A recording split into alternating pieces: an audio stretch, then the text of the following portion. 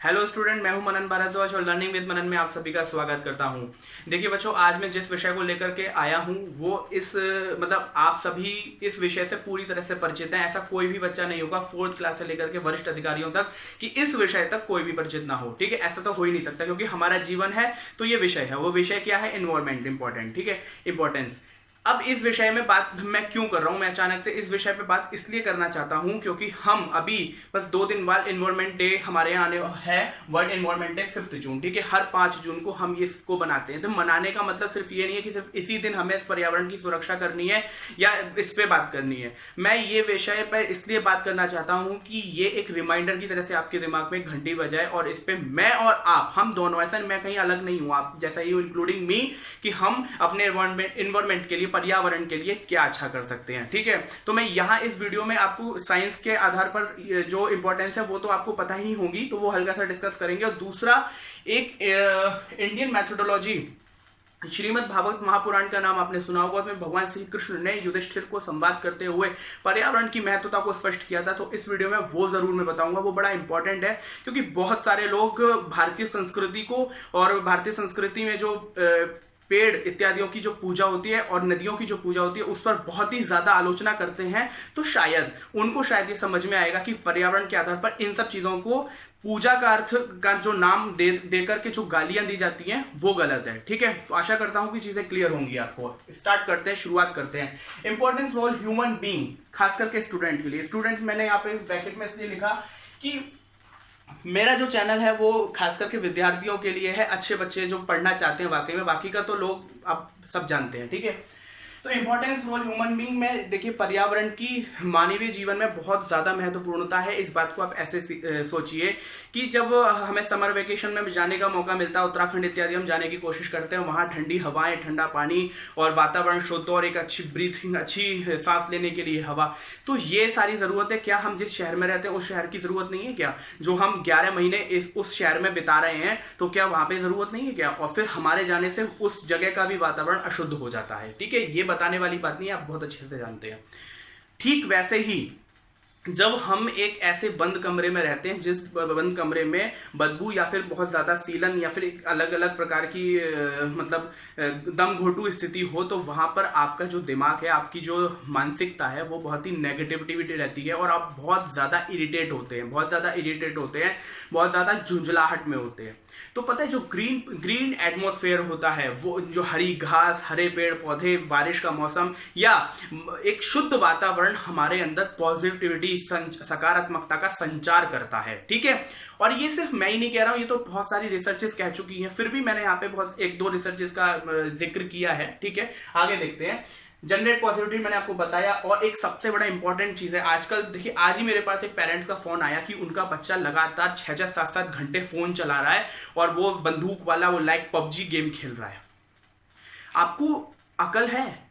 इतना ज्यादा, इतनी देर गेम खेलना। उसके पापा इतने दुखी थे बेचारे, उन्होंने मुझसे बात की। ये मतलब बहुत सारे लोग लगातार मेरे पास फोन कॉल आते हैं और हम टीचर्स के पास कि लगातार आपने ऑनलाइन एजुकेशन क्या शुरुआत कर दी है और कि सारे बच्चे मोबाइल में लेते। तो भैया, एजुकेशन ऑनलाइन स्टार्ट की है तो आप उसको सीरियसली लो, सिर्फ पढ़ने भर के लिए मोबाइल में टाइम यूज करो। ऐसा नहीं है कि सारे टाइम मोबाइल ही चलाना है। ठीक है ना, आपको दूसरी जगह का स्क्रीन टाइम खत्म करना पड़ेगा, कम करना पड़ेगा मोबाइल से पढ़ने के लिए। क्योंकि आप इस स्थिति में ये नहीं कह सकते कि हम तो एक साल तक पढ़ेंगे ही नहीं। वो फेसबुक पे कोई पोस्ट चल भी रहा है कि हम एक साल तक अपने बच्चों को नहीं पढ़ाएंगे, तो ठीक है, वो एक अलग विचारधारा है, मैं उसमें बिल्कुल नहीं पढ़ता। लेकिन मेरा टॉपिक है ब्रेकिंग इंडोर हैबिट। ये जो आपको अंदर घर में घुसे रह करके पबजी खेलने की जो आदत है, जो आपको इंडोर एक्टिविटी करने की आदत है, घर से बाहर नहीं निकलने की, कमरे से बाहर नहीं निकलने की, बहुत 2-3 कारण है उसमें। पहला कारण तो यही है कि कुछ लोगों के पास जगह ही नहीं है। ठीक है ना, कुछ लोग ऐसे फ्लैट्स, ऐसे घरों में रहते हैं जहां पे बाहर निकलने के बाद बस सीधे हो हल्ला है, कुछ नहीं है। ठीक है, तो उन बच्चों के लिए है कि वो अपनी छत, अपने टेरेस का यूज करें और बाहर घूमें। थोड़ा मतलब बाहर घूमने का मतलब लापरवाही और गुंडागर्दी करने से नहीं सिखा रहा हूं मैं। ठीक है, बाहर घूमने का मतलब आप जब पर्यावरण के संरक्षण में रहते हैं, पर्यावरण के टच में रहते हैं, नेचुरलिटी के टच में रहते हैं, तो आपके अंदर एक सबसे ज्यादा क्या है, एक फिजिकल एक्टिविटी आपके साथ इंपॉर्टेंट हो जाती है। जैसे आप स्कूल में आपको गेम पीरियड मिलता है, तो उस वक्त वो गेम पीरियड का यूज करना है खेल करके, ना कि वहां बैठ करके। ठीक है, तो जो यहाँ पे जो मैं बात कर रहा हूँ ब्रेकिंग इंडोर हैबिट का मतलब ये है कि उसके लिए पर्यावरण का बचा रहना बहुत जरूरी है, लेकिन जिस प्रकार से हम इस पर्यावरण का हनन कर रहे हैं, इस पर्यावरण का हम अपनी टेक्नोलॉजी के आधार पर इसको खत्म करते जा रहे हैं, तो क्या एक समय आने के बाद ये पर्यावरण नहीं बचेगा। इस लॉकडाउन में आपने देखा ना कि पर्यावरण में कितनी शुद्धता आई। क्यों आई? क्योंकि जो कल कारखाने थे वो बंद हो गए कुछ समय के लिए, और फिर क्या कहते हैं, उससे जो वातावरण, जो नदियां थी, वो आकाश था, वो समंदर था, वो नदियां थी, वो पर्यावरण शुद्ध होने लगा। ठीक है, तो मेरा कहने का मतलब ये कि फिर आप पूछेंगे सर आप क्या कहना चाहते हैं। मैं कहना ये चाहता हूं कि इस पर्यावरण को शुद्ध रख सकते हैं पेड़ पौधे इत्यादि लगा करके, नदियों में गंदगी न फैला करके। और हम और आप क्यों नहीं कर सकते? आप ही तो आगे आने वाले समय में अधिकारी हैं। आपके अपने आप को उस लेवल पे नहीं देखते हैं। मुझे तो आप लोग सब अधिकारी नजर आते हैं। आप ही तो इस देश के संरक्षणकर्ता बनेंगे, आप ही तो इस देश के ब्यूरोक्रेसी बनेगी, आप ही तो इस देश के नेता बनेंगे, आप ही तो इस देश के सुपरस्टार बनेंगे और इस देश के लिए सब कुछ करेंगे। क्योंकि आज जो ये सब है ना, ये एक दिन स्टूडेंट ही थे। अच्छे स्टूडेंट नहीं थे इसलिए आज ये अच्छे नहीं है, जो अच्छे स्टूडेंट थे आज वो अच्छे हैं। बात समझ रहे हैं? तो ये जो संवेदना, ये जो इमोशन है ना, इसको जगाना होगा। इसी चीज के लिए मैं आपको ये याद दिलाने के लिए यहाँ पे आया हूं। ठीक है, तो ब्रेकिंग हैबिट माने आप फिजिकल एक्टिविटी में रहें, क्योंकि फिजिकल एक्टिविटी अगर आप नहीं करते हैं एंजाइटी का शिकार होते हैं। एंजाइटी वर्ड मैं बार बार यूज करता हूं, कारण है बच्चों के साथ होता है। कल मैंने एक न्यूज देखी एनडीटीवी इंडिया इंग्लिश चैनल पे कि एक 9th क्लास के बच्चे ने केरला में सुसाइड कर लिया। क्यों? क्योंकि ऑनलाइन स्टडी नहीं कर पा रहा था, उसके पास गैजेट्स नहीं थे, वो गरीब था, तो बहुत सारी प्रॉब्लम्स अलग अलग। तो ये इतनी सोचने समझने की क्षमता क्यों नहीं आ पा रही कि मतलब अगर मैं पढ़ नहीं पा रहा ऑनलाइन से तो मैं मर जाऊंगा। ये गलत है। क्यों गलत है? क्योंकि सोच नहीं पा रहा, समझ नहीं पा रहा, काउंसलर नहीं है। आप बात करो, डिस्कशन करो, चीजों को सोचो, जानो। इसीलिए मैं आपके लिए क्या कहते हैं इस तरह के वीडियोस बनाना चाहता हूं कि आप लोग मोटिवेट रहें, पढ़ें लिखें, अच्छे से पढ़े लिखें, बढ़ें। कोई और ध्येय नहीं है। ठीक है, तो फिजिकल एक्टिव रहने से आपको एंजाइटी से दूर रहते हो। सबसे बड़ा इंपॉर्टेंट ये बच्चों को सबसे ज्यादा होता है माइग्रेन। ठीक है, सर का दर्द। माइग्रेन एक अलग प्रकार, मतलब सर का ही दर्द होता है, लेकिन बहुत ही तीव्रता के साथ होता है तो होता है, अचानक से होने लगता है। तो इस माइग्रेन से बचा जा सकता है। योग, प्राणायाम, ये सब बातें तो मैंने आपको लास्ट वीडियो में बताया था। मेडिटेशन भी बताया था। वो सारी चीजें, वो मेडिटेशन, योग, प्राणायाम आप कहाँ करेंगे? पर्यावरण में करेंगे। पर्यावरण के महत्व की बात अगर मैं करूंगा तो मैं 3-3, 4-4 घंटे बोल सकता हूं, लेकिन इतना बोलने की आवश्यकता नहीं है। इतने समझदार आप हैं, ये रिमाइंडर है बस। फिर है डिप्रेशन, और स्वाभाविक सी बात है आप साथ से बचे रहेंगे। Improving student health. ठीक है, ये बहुत सारी बीमारियों में तो कहा कहते हैं ना डॉक्टर टहला करो और स्वस्थ रहा करो, थोड़ा सा वॉकिंग करो, जॉगिंग करो। ठीक है, कॉमन हेल्थ इश्यूज आपके खुद सॉल्व हो जाते हैं। एक सबसे बड़ा ओबेसिटी, मोटापा होने लगता है बच्चों में। बहुत सारे बच्चे थायराइड के पेशेंट होने लगते हैं। मैंने बहुत सारे बच्चों को देखा है। ठीक है, मैंने बहुत सारे बच्चों को देखा है। और इवन मैं भी इस लॉकडाउन में काफी वो हुआ, लेकिन मैंने फिर शुरुआत करी प्रैक्टिस करना, फिर मैं मेहनत करने की कोशिश करता हूँ। और आप लोगों को भी करनी चाहिए। ये कैसे, कहाँ करेंगे? पर्यावरण में ही करेंगे ना।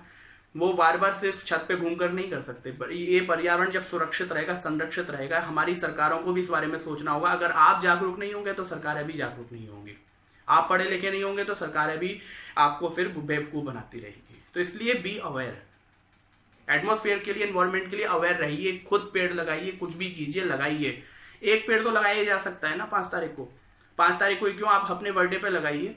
अपने घर में कोई भी एक फंक्शन होता है उस पर कुछ भी कीजिए, लेकिन एक पेड़ जरूर लगाइए। कहीं भी लगाइए, गमले में लगाइए, सड़क पे लगाइए, कहीं पे जगह ऐसी मिले वहां पे जगह बनाइए। मैं भी लगाऊंगा इस बार। और मैं लास्ट ईयर भी मैंने आप लोगों को क्लासेस में समझाया था, हम लगाएंगे। इस लगाने से और इस पेड़ को लगाने से, एक पेड़ को लगाने से वो चीजें आगे बढ़ेंगी। और आप 10 लोगों को, 5 लोगों को मोटिवेट करिए। मत देखिए ये वीडियो पूरा, लेकिन मोटिवेट तो होइए। अपने मम्मी पापा को बताइए। और आप 15 रुपए का एक नीम का पेड़ लगाइए। मेरे घर में नीम का पेड़ नहीं है, हालांकि मेरे घर में पीपल का पेड़ है, बरगद का पेड़ है। ये सारे पेड़ जो होते थे ना, इनकी जो भारतीय संस्कृति में जो पूजा करते हैं, उसका पूजा करने का मतलब ये नहीं था कि बस जाके टीका लगाओ, दीपक उड़ाओ, दीपक चलाओ, बस हो गया। नहीं, पीपल, नीम, बरगद, ये सब हमें बहुत अच्छे लेवल की ऑक्सीजन प्रदान करते हैं। नदी हमें जल प्रदान करती है, इसलिए हमें उसे गंगा माँ कहते हैं। वो पवित्रता है, स्वाभाविक सी बात है ही है। पवित्र क्यों है? क्योंकि लगातार जड़ी बूटियों से ऐसे पत्थरों, ऐसे पहाड़ों से गुजरती हुई जा रही है जहां पे ब्राह्मी, अश्वगंधा और शंख पुष्पी जैसी औषधियों से छुलती हुई आती थी तब इसको पवित्र कहा जाता है, और इस औषधियों के रस को लेकर के अपने नदी में प्रवाह करती थी, इसलिए गंगा को माँ का स्वरूप कहा। और हर नदी को हम लोग पूजते हैं, क्यों पूजते हैं, यही एक कारण है। लेकिन कुछ लोग क्या करते हैं, कुछ लोग संस्कृति और धर्म के नाम पर गाली देने की वजह से इन चीजों का हनन करते जा रहे हैं, और वो कहते हैं कुछ नहीं, सब मजाक है। होगा भैया, तुम्हारे लिए होगा, हमारे लिए नहीं है, और किसी के लिए भी नहीं है। क्योंकि ये नदी का जब पानी बहता है, लोगों के घरों में पहुंचता है, पानी जब पीता है, तो वो कोई धर्म जाति भेद नहीं देखता, ठीक है ना। तो ऐसे ही जो पीपल के पेड़ की जो ऑक्सीजन आती है, वो किसी भी धर्म जाति को देख करके नहीं मिलती है, वो बस मिलती है। तो इन पेड़ पौधों को पूजने का, इन सब चीजों को ध्यान रखने का मकसद जो पूजा से जोड़ा संस्कृति में, इसीलिए जोड़ा कि एटलीस्ट आप पूजा के नाम पर इनका ध्यान तो रखेंगे। लेकिन उल्टा हो रहा है, पेड़ तो जल रहा है दीपक की वजह से, और उसमें ऊपर से रोली और बांध दी। नहीं, स्वस्थ रखिए उसको, पानी दीजिए और साफ सुथरा रखिए आसपास एरिया, ठीक है। तो ये मैसेज क्लियर होना चाहिए कि हम कर क्या रहे हैं। हम बस अंधभक्तों की तरह से आगे बढ़ते जा रहे हैं, वो नहीं करना है।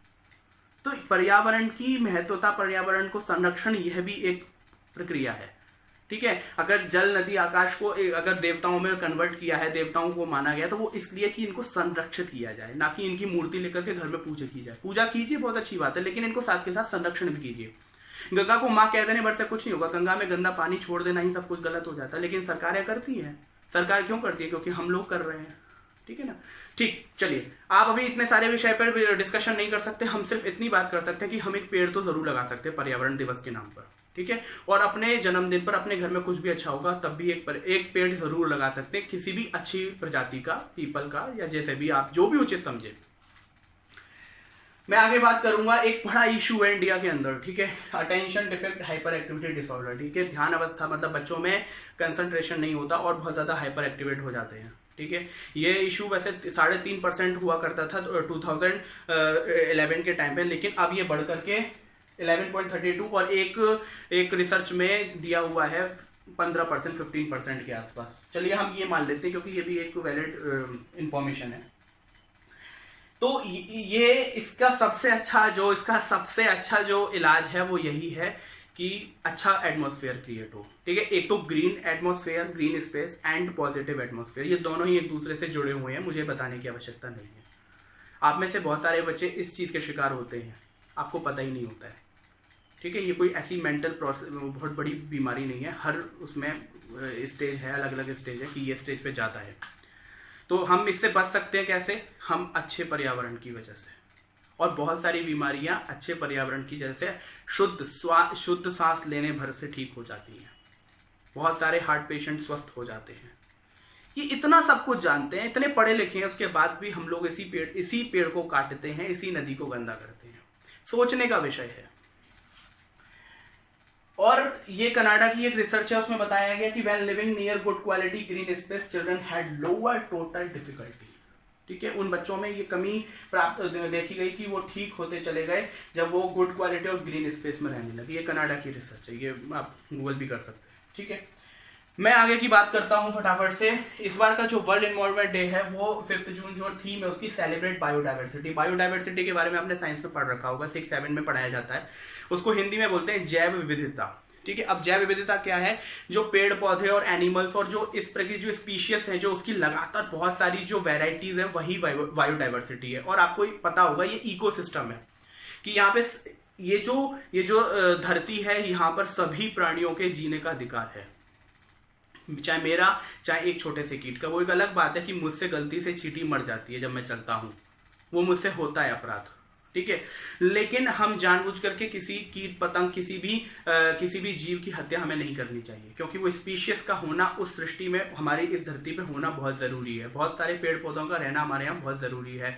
लेकिन जो हिंसक प्रवृत्ति के जो होते हैं, इंसान अपने जीवन को बचाने के लिए उनको मारता है और उनसे दूर रहता है। इसीलिए आपने नेशनल वाइल्ड लाइफ जो होती है, वाइल्ड सेंचुरी होती है, नेशनल पार्क होते हैं, सरकार उनकी संरक्षणा इसलिए करती है कि जानवरों के लिए वो अलग से स्थान रहे और आप लोग बस देखने भर के लिए वहां पे जाएं, मतलब इंसान के होने से उनको कोई खतरा ना हो। बायोडाइवर्सिटी इस बार जो है वो यही है कि बायोडाइवर्सिटी को आगे बढ़ाना है, ठीक है। और बायोडाइवर्सिटी के बिना कुछ नहीं हो सकता। जैसे अभी आपने सुना होगा टिड्डी दल का हमला, तो ये टिड्डी दल का जो हमला हुआ है, इसका बहुत सारा इलाज है, लेकिन इसका मैंने एक इलाज ये भी देखा था कि बतख को छोड़ देते हैं टिड्डियों को खाने के लिए, तो ये इकोसिस्टम है कि एक प्राणी दूसरे प्राणी को खाएगा और उससे क्या कहते हैं वो प्रकृति बचेगी। तो अब आप पता चला कि कुछ लोग बतख को भी खाते हैं, बतख का अंडा भी खाते हैं।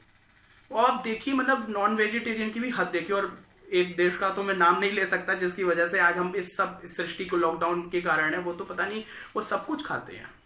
ठीक है, चलिए नाम लेने में मुझे कोई डर नहीं है, लेकिन आवश्यकता नहीं है।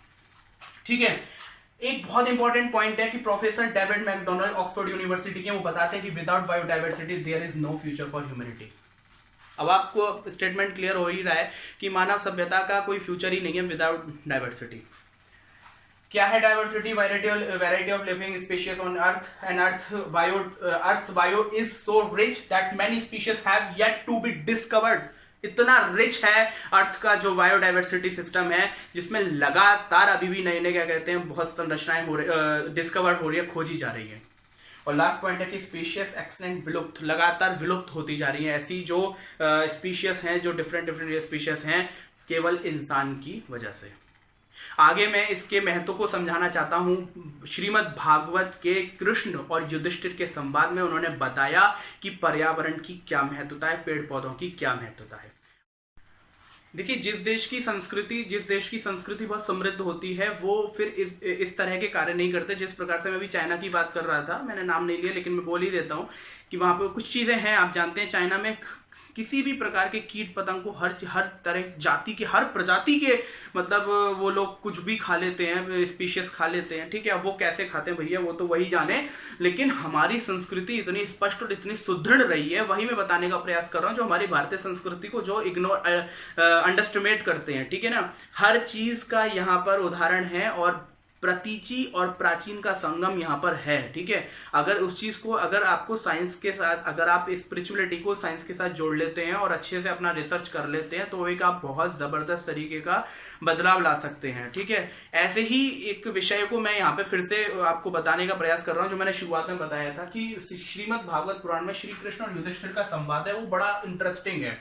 भगवान श्री कृष्ण, देखिए अब भागवत महापुराण के कार्य जो रचना काल है, उस पर तो बहुत ही ज्यादा विवाद है। हमारे शास्त्र के लोग कहते हैं कि ये बहुत ही ज्यादा प्राचीन काल है, और कुछ लोग अभी इसको मानते हैं कि सिर्फ 12वीं शताब्दी, 12वीं सदी और 7वीं सदी का है। ठीक है, मैं द्वापर और त्रेता की बात ही नहीं कर रहा, मैं तो जस्ट ये मानता हूं कि ये मेरे देश की संस्कृति का एक महान ग्रंथ है और मुझे उससे कुछ सीखने को मिल रहा है, बस दैट्स इट। ठीक है, अब देखिए, पश्यैतान महाभागान परार्थैकांत जीवितान। भगवान श्री कृष्ण युधिष्ठिर से कहते हैं पश्यैतान माने देखो, महाभागान माने महाभाग, और ये दो अर्थ में यूज किया गया महाभागान। मैंने एक तो युधिष्ठिर को महाभाग बोला और उन्होंने वृक्षों को महाभाग बोला। क्या कि पश्यैतान महाभागान, देखो इन महाभागों को। परार्थैकांत जीवितान माने परार्थ का आपने सुना होगा, परोपकार, परार्थ, पर अर्थ, दूसरे के अर्थ के लिए जीवित रहते हैं। और जीवित रहने के साथ वात वर्षा, वात माने वायु, वर्षा माने बारिश, और तप माने धूप, और हिमान माने शीत, माने हवा, बारिश, धूप, गर्मी और शीत से इसको सहन करते हैं, और उसके साथ वारयंती जीवयंते, और उसके साथ जीवित रहते हैं। किसके बारे में कह रहे हैं? पेड़ पौधों के बारे में कह रहे हैं। अहो एशाम वरम जन्म सर्व प्राप्योप्य जीवनम। अहो माने हे मतलब इनका तो जो जीवन है, इनका जो जन्म है, वरम माने वरदान है। इस सृष्टि पे, इस पूरी पृथ्वी पर पेड़ पौधों का जीवन ही एक वरदान है। श्री कृष्ण स्पष्ट तरीके से कह रहे हैं कि अहो एशाम वरम जन्म सर्व प्राप्योप्य जीवनम, माने सभी को जीवन प्रदान करते हैं, इसीलिए इनका जो जीवन है वो बहुत ही अद्भुत है और एक वरदान है इस पृथ्वी पर। सुजनस्यैव येषां वै विमुखा यान्ति नार्थनः, अर्थात माने सुजनस्यैव का मतलब है कि जो जिस प्रकार से जो सज्जन होते हैं, सुजन का मतलब होता है सुजन, सज्जन। ठीक है, संस्कृत शब्द है सुजन। तो जिस प्रकार से जो सज्जन लोग होते हैं, उनके पास यान्ति माने मांगने जो जाते हैं, नार्थना जो है ना, यहाँ पे शब्द है अर्थी, जो प्रार्थी से। ठीक है, प्रार्थी क्या है? नार्थना मीन्स प्रार्थी। जो जिस प्रकार से सज्जन के समीप कोई व्यक्ति मांगने जाता है, याचना करने जाता है, और वो सज्जन व्यक्ति मना नहीं करता, ठीक इसी प्रकार जो पेड़ पौधे होते हैं, उनके पास आप कुछ भी लेते हैं, वो बेचारे मना नहीं करते। वो तो बेचारे आपके जीवन के लिए अपने आप को कटने तक के लिए तैयार हो जाते हैं, और हम उन्हें काट करके अपना घर का एक वर्ल्ड क्लास फर्नीचर बनाते हैं और उस पर जीवन जीते हैं और बहुत अच्छा व्यवस्थित तरीके से रहते हैं।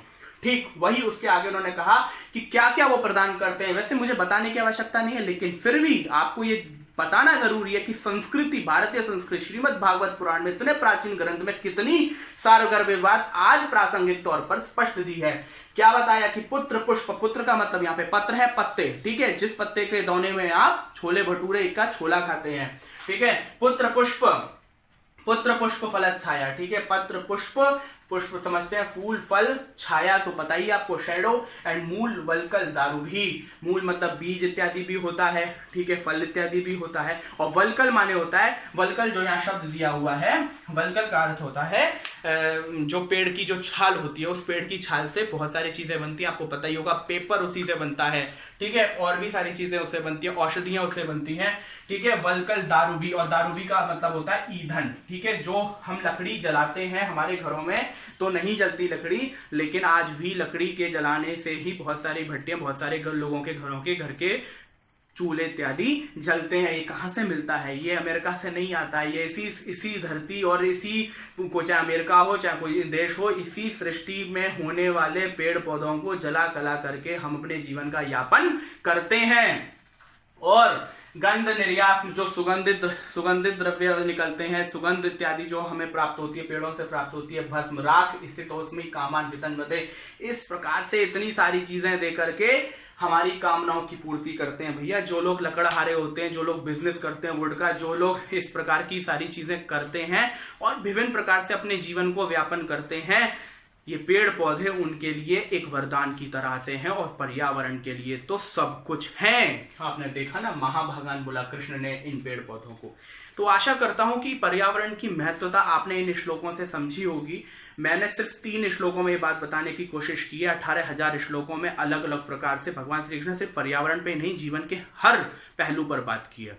तो इसीलिए हमारे कल्चर से, अपने कल्चर से जुड़िए, अपनी चीजों को जानिए, और जानने के बाद अवेयर बनिए, चुपचाप बैठिए मत, सीखिए। तो मैं लास्ट में यही कहना चाहता हूं आपको, आखिरी बात यही जो मैंने शुरुआत में की थी, एक पेड़, कम से कम एक पेड़ जरूर लगाएं। आप चाहे टीचर हो, चाहे आप स्टूडेंट हो, आप कुछ भी हो, व्यूवर्स के लिए बोल रहा हूं मैं, ठीक है, आप कोई भी किसी भी कैटेगरी के हो, एक पेड़ तो आप जरूर लगा सकते हैं, मुझे ऐसा लगता है। मैं भी लगाऊंगा, आप भी लगाएं, और इस प्रकार से देखिए, आप जब भी हमारे अंदर घर में कुछ भी अच्छा काम होता है तो 15 या 20 रुपए का एक पेड़ लगाना कोई बहुत बड़ी बात नहीं है। इस पर्यावरण दिवस पर, और इसी पर्यावरण दिवस पर नहीं, हर पर्यावरण दिवस से पहले या हर अच्छे समय पे, जब भी आपको वक्त मिल जाए, जब भी आपको याद आ जाए, आप एक पेड़ लगा दीजिए और 10 से 5 लोगों को मोटिवेट भी कीजिए। आशा करता हूं आपको अच्छा लगा।